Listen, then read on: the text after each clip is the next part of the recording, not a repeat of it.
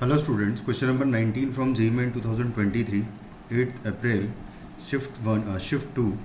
The question is, let A, B, C be the midpoints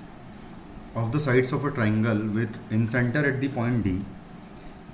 If the focus of the parabola y square equal to 4ax passing through D is a in center, तो उसका focus जो है वो है alpha plus beta root 2 comma 0, where alpha and beta are rational numbers, then alpha upon beta square क्या होगा ये बताना है मुझे। सबसे पहले तो अगर इसको ऑब्जर्व किया जाए तो ये कुछ इस तरीके का एक ट्राइंगल होगा जिसके कि ये मिड पॉइंट्स हैं, क्योंकि ये सारे जो मिड पॉइंट्स है बेसिकली एक मिड पॉइंट है 1,0 एक्स एक्सिस पर लाई करने वाला, दूसरा मिड पॉइंट है 1,0,1 ए पॉइंट विच इज़, तो ये है, और नेक्स्ट है 1,1 कुछ इस तरीके से ये वाला मिड पॉइंट है। तो बेसिकली इसके अकॉर्डिंग सोचा जाए तो जो वर्टेक्स होंगे ट्राइंगल के वो 0, 0, 2,0 और 0,2 हो जाएगा। इसके अकॉर्डिंगली अगर यहाँ से यहाँ तक की इसकी डिस्टेंस की बात करें तो ये डिस्टेंस अगर मैं इसको यहाँ से यहाँ तक की ये डिस्टेंस 2 हो जाएगी, ये भी 2 हो जाएगी और ये होगी 2√2 डिस्टेंस होगी। तो जो इन सेंटर आएगा D, उसके कोऑर्डिनेट्स अगर लिखना है मुझे तो देखो D के कोऑर्डिनेट्स क्या आएंगे, D के कोऑर्डिनेट्स होंगे 0 मल्टीप्लाइड बाय 2 लिखूंगा मैं, तो 0 मल्टीप्लाइड बाय 2 हो जाएगा 0, प्लस आएगा 0 मल्टीप्लाइड बाय 2√2 0 हो जाएगा,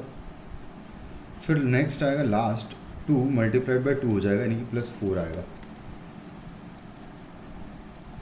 डिवाइडेड बाय सारी डिस्टेंसेस का सम यानी कि 2 + 2 + 2√2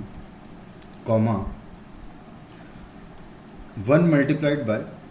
सॉरी ये 1 नहीं आएगा, ये तो खैर अब इनको तो भूल जाते हैं क्योंकि ये तो मिड पॉइंट्स थे। और हाँ, अब जो साइड से उनकी लेंथ की बात करेंगे तो यहाँ पर हम लिखेंगे y कोऑर्डिनेट निकालेंगे 2 × 0, 0 × 2 करूँगा तो 0 आएगा, प्लस यहाँ से y कोऑर्डिनेट देखेंगे this multiplied by y coordinate multiplied by सामने वाली साइड की लेंथ 2√2 है, ये आ जाएगा, तो ये भी 0 हो जाएगा, and plus next 2 multiplied by ये वाला 2 होगा y कोऑर्डिनेट, तो यहाँ पर 4 आ जाएगा, और डिवाइडेड बाय आ जाएगा सेम 2 + 2 + 2√2। इसको अगर सॉल्व किया जाए तो ऊपर 4 है, नीचे देखा जाए तो 4 + 2√2 आ जाएगा, तो 2 कैंसिल आउट कर देंगे तो आएगा 2 अपॉन 2 + √2 बचेगा यहाँ पर, और कॉमा सेम y कोऑर्डिनेट भी आ जाएगा। कुछ इस तरीके से ये हो जाएगा हमारा D point which is the in centre of the triangle. अब इसको सबसे पहले तो रेशनलाइज कर लेते हैं हम लोग। तो अगर रेशनलाइज करेंगे तो देखो क्या आएगा, दोनों पॉइंट्स को तो लिखा है 2 अपॉन 2 + √2 है, इसको मैं 2 - √2 से मल्टीप्लाई डिवाइड कर लूँगा, दोनों का सेम ही पॉइंट है तो एक को ही कर लेते हैं रेशनलाइज, तो ये हो जाएगा 2 - √2 एंड डिवाइडेड बाय आएगा 4,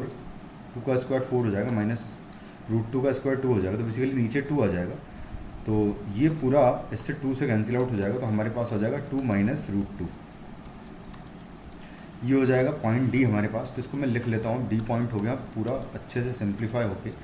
2 - √2 कॉमा 2 - √2। अब वो ये कह रहा है कि ये जो D पॉइंट है ये इस पैराबोला पर लाई कर रहा है, यानी कि इसकी इक्वेशन को सेटिस्फाई करेगा